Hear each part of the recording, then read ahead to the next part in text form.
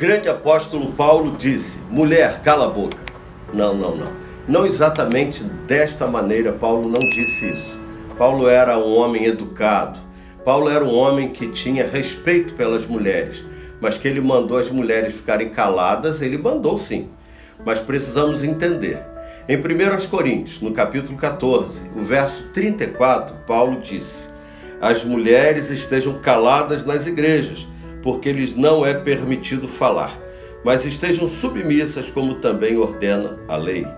O apóstolo Paulo se utiliza de algo já praticado por nossas igrejas àquela época e agora, ainda hoje também, que é das mulheres serem submissas. E é uma bênção a submissão da mulher, é bíblico. As mulheres serem submissas aos seus maridos. Se você, minha irmã, que está ouvindo essa palavra, ainda não aceita bem essa questão da submissão do seu marido, ao seu marido, você deve procurar o seu pastor, pedir que ele lhe explique direitinho sobre essa questão.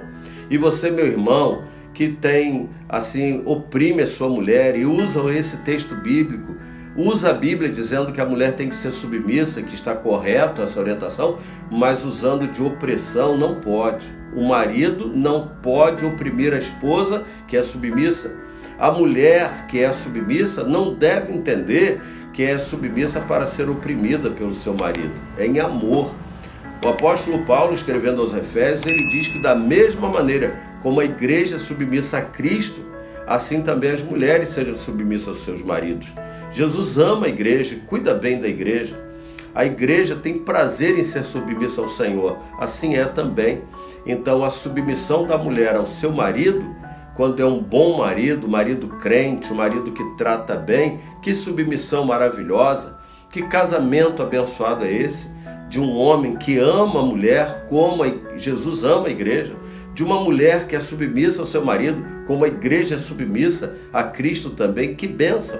É importante entender, por isso Jesus disse em Mateus capítulo 22, verso 29, errais não conhecendo as Escrituras e nem o poder de Deus. Há pessoas que não estão compreendendo o texto sagrado, o texto bíblico. Precisamos compreender. O apóstolo Paulo está dando uma orientação àquela igreja e determinando mesmo que as mulheres não deveriam falar na igreja, mas havia uma realidade, havia um motivo. Aquela cidade de Corinto era uma cidade onde estava o templo de Afrodite. Muitas mulheres estavam se convertendo e mulheres que inclusive eram sacerdotisas de Afrodite e tinham por costume, por exemplo, cortar o cabelo. E agora Paulo diz, inclusive, que elas deveriam usar o véu. Se fosse hoje, Paulo diria, usem peruca, mas não havia peruca. Então elas usavam o véu para demonstrar que agora elas eram uma nova mulher, que o véu foi dado no lugar do cabelo. À medida que o cabelo crescia, abandonava o véu. Não temos que usar véu, as mulheres não têm que usar véu hoje. Então o véu foi dado no lugar do cabelo, porque era uma prática das sacerdotisas. Também sacerdotisas de Afrodite não convertidas punham o véu, infiltravam-se nas igrejas e agora ficavam falando coisas não sob orientação do apóstolo Paulo e da palavra de Deus. Ficavam dizendo, por exemplo, que as mulheres podiam ser crentes em Cristo, mas continuar com as suas práticas de pecado. Eram mulheres infiltradas para fazer mal à igreja de Jesus. Paulo ficou sabendo disso. E sabendo disso, ele determinou que as mulheres não falassem, porque não se sabia quem era convertido e quem não era convertido. Hoje em nossas igrejas isso continua acontecendo. Existem pessoas infiltradas em nossas igrejas, homens e mulheres, alguns inocentes úteis, servem a Satanás sem saber. Tem gente que não é crente, não é convertido e está nas igrejas porque acha bonito, acha muito agradável, mas de alguma maneira Satanás as usa ali. E outros são mesmo já mal intencionados, se infiltram na igreja para deturpar mesmo, para causar dano, como faziam sacerdotisas não convertidas lá em Corinto. Por isso Paulo determina para elas não falarem. Pessoas que infiltram-se em nossa igreja, fingem-se de crente e causam dano por interesses espirituais e outros até por interesses políticos também, levando a igreja e pessoas da igreja a comportamentos políticos que contrariam a palavra de Deus. Nós temos que estar muito atentos sobre isso. Existe cavalo de Troia dentro de nossas igrejas, mas isso não é novo, sempre houve.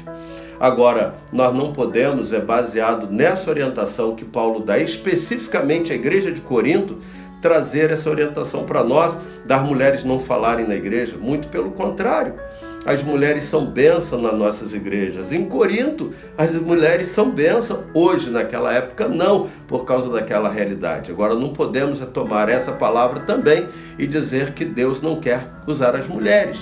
Tem pessoas, por exemplo, que dizem que a mulher não pode ser pastora. Onde está escrito na Bíblia que a mulher não pode ser pastora? Onde está determinado isso? Se não está determinado, nós podemos fazer. Perguntei a um policial rodoviário federal, meu amigo, certa vez: fulano, eu posso fazer isso assim no meu carro? E ele disse: se não está na lei, se a lei não determina que é errado, você pode fazer. Então, se a Bíblia não determina, a gente pode fazer. Agora tem que saber se não determina mesmo que sejam com outras palavras. Então, há pessoas que dizem: a mulher não pode ser pastora. Onde é que está escrito? Jesus hoje chamaria pastoras? Eu creio que sim. Mas por que eu creio que sim? Porque ele também não determinou construirmos templos, e construímos, é uma bênção. Nós instituímos a união feminina, união masculina, embaixadores do rei, mensageiros do rei, escola bíblica dominical. Quantas coisas nós instituímos que não está escrito na Bíblia, mas é a favor. Não é contra o ministério feminino, não é contra as coisas de Deus. Então as pastoras são bênção de Deus. Agora, não confundir pastorado feminino com feminismo. As mulheres têm que estar pautadas na Bíblia, não há determinação. E só para encerrar, essa orientação que as mulheres devem ficar caladas era uma orientação específica para a igreja de Corinto e para aquela época. Que Deus assim nos abençoe. Amém? Vamos orar? Bendito Deus e Pai de amor, muito obrigado pela vida das mulheres de nossas igrejas, que ocupam muitas funções, Senhor, muitas funções, são bênçãos. No meu ministério as mulheres têm sido bênção, inclusive como pastoras também. Obrigado pela vida da pastora Cristiane Brodzinski, pela vida da pastora Leidmar Beliene. Obrigado por essas mulheres e por tantas outras pastoras que estão servindo ao Senhor com fidelidade, com amor e produzindo para o Teu reino. Muito obrigado e que possamos aprender mais e mais a Tua palavra em nome de Jesus. Amém.